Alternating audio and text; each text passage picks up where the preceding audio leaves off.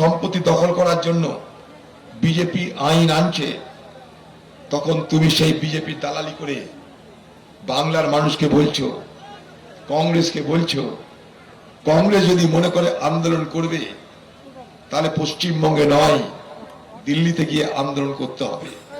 মুসলমান যদি মনে করে প্রতিবাদ করবে পশ্চিমবঙ্গে নয় দিল্লিতে গিয়ে প্রতিবাদ করতে হবে। ওয়াকফ সম্পত্তি নিয়ে প্রতিবাদ করার অধিকার কেড়ে নিতে চায় মমতা ব্যানার্জি। মমতা ব্যানার্জিকে মানুষ ছাড়বে না। এসআইআর কাণ্ডে আরেকটা চালাকি করলো নির্বাচন কমিশন। আমরা জানতাম তারা বদমাইশি করবে, তা রাহুল গান্ধী এসআইআর প্রক্রিয়া চালু হওয়ার আগেই ভারতবর্ষের মানুষকে বলেছিল সতর্ক হন, ভোটার লিস্টে সংশোধনের নামে মানুষের ভোট দেওয়ার অধিকার কেড়ে নেওয়ার চেষ্টা হবে। হচ্ছেও তাই। তখন মমতা ব্যানার্জি রাহুলের পাশে দাঁড়ায়নি, তখন মমতা ব্যানার্জি রাহুল গান্ধীকে সমর্থন করেনি। রাহুল গান্ধী স্লোগান দিয়েছিল ভোট চোর গদ্দি চোর। মনে করে দেখো, কায়দা করে চিনে চলে গেলেন সুপ্রিম কোর্ট করতে। বাপরে, উকিল হয়ে সুপ্রিম কোর্ট গিয়ে কোকিল কণ্ঠে বুঝাচ্ছে পশ্চিমবঙ্গে এসআইআর করতে কি কি করা উচিত না উচিত। সুপ্রিম কোর্ট এবার মমতা ব্যানার্জি যখন আজে বাজে বকছে সুপ্রিম কোর্টে গিয়ে, সুপ্রিম কোর্ট বিরক্ত হয়ে কি বলছে, ঠিক আছে তাহলে আপনারা কাজ করুন, বিচারকদের অধীনে এসআইআর প্রক্রিয়া চালু করে দিন। বিচারকটা ঠিক করবে কার নাম থাকবে কার নাম বাদ যাবে। ঝঞ্ঝাট ছিল, ঝঞ্ঝাট আরো বাড়িয়ে দিল। এমনি ভোর সাপের ছবল ছিল, দিদি গিয়ে কেউটে সাপের ছবল মারিয়ে দিল।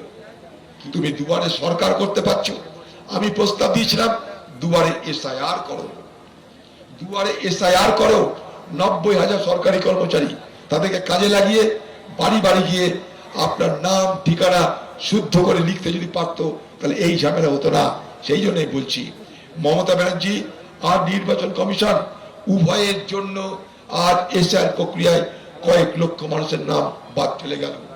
এই মমতা ব্যানার্জি মুসলমানদেরকে বলে দুধেল গাই, তাদের দুধ নাকি তাকে পান করতে হয়, তাই দুধেল গাইকে তারিফ করতে হয়, মাঝে মাঝে খুশি করতে হয়। এটা মমতা ব্যানার্জি নিজের বক্তব্য। মমতা ব্যানার্জি নিজে জানে যে মুসলমান তাকে ছাড়া কাউকে ভোট দিবে না, তাই মুসলমান বাদ দিয়ে হিন্দুকে খুশি করতে লেগে গেছে। মোদির সঙ্গে দিদির এখন কে কার থেকে কত বড় হিন্দু তার প্রতিযোগিতা চলছে। মন্দির ছিল পুরীতে, সেখান থেকে মন্দির দীঘার সমুদ্রের পাড়ে নিয়ে আসছে মমতা ব্যানার্জি সরকারি টাকা খরচ করে। ভাবুন, মন্দির ছিল পাহাড়ে, সেখান থেকে মন্দির মহাকাল মন্দির উঠিয়ে নিয়ে চলে আসছে শিলিগুড়িতে। দিদি হিন্দু খুশি করবেন, হিন্দু খুশি করতে কলকাতায় তিনি মন্দির করে দিচ্ছেন, হিন্দু খুশি করবেন। আমরা বাংলার মানুষ হিন্দু খুশি হলো না মুসলমান খুশি হলো, এই বিচার হিন্দু মুসলমান নিজেরা ঠিক করবে, সরকার ঠিক করতে পারবে না। আমরা কি দেখব? মানুষের উন্নয়ন, মানুষের মঙ্গল, মানুষের ভালো, মানুষের মন্দ, মানুষের শিক্ষা, মানুষের স্বাস্থ্য, মানুষের জন্য শিল্প, বেকারদের রোজগার, কৃষকদের রোজগার, এগুলো আমরা দেখব। হরিয়ানায় যখন পরিযায়ী শ্রমিকরা পালিয়ে যায় ভয়ে, সেখানে ছুটে যেতে আমাকে এবং সমাধান করে এসেছি। ফেলে রেখে আসেনি, ফেলে রেখে আসেনি, সমাধান করে এসেছি। খোঁজ নিয়ে দেখবেন হরিয়ানার পানিপথ থেকে কোনো পরিযায়ী শ্রমিকের উপরে আর কোনো হামলা হয় না। 3 দিনকার ছোড়া কিচ্ছু জানে না, কিচ্ছু বোঝে না, খালি তৃণমূলের দালাল করার জন্য করে তৃণমূলের দালাল হয়েছে, চুরি চামারি করে কিছু পয়সা কামিয়েছে, একটা গাড়ি নিয়েছে, পুলিশ দালালি করে ধরাকে সরা জ্ঞান করছে, হাওয়ায় উড়ছে। আরে হাওয়ায় ওড়াই মানুষ, আর এই মানুষ হাওয়া থেকে নামে আছাড়ও মারে এই মানুষ। আগামী দিনে গতদিনে এখানকার মানুষ তোমাকে ভোট দিয়ে হাওয়ায় উড়িয়েছিল, ফানুস হয়ে গেছিল। এখানকার মানুষ এবার ঠিক করেছে ফানুসের বাতাসটা কেড়ে নিব, মাটিতে আছড়ে ফেলব। কারো ক্ষমতা নাই ভোট লুট করা। একটা কথা বলে দিলাম, হামসে আগার दूध मांगोगे तो खीर दूंगा,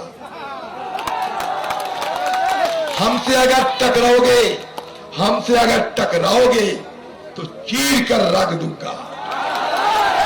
আগামী দিনে মুর্শিদাবাদ জেলায় এটাই হবে, আগামী দিনে মুর্শিদাবাদ জেলায় এটাই হবে। নির্ভয়ে, নির্বিঘ্নে, নিঃসংকোচে আপনারা কংগ্রেস এবং জুলফিকারের পাশে দাঁড়ান, সবাই মিলে মোকাবেলা করব।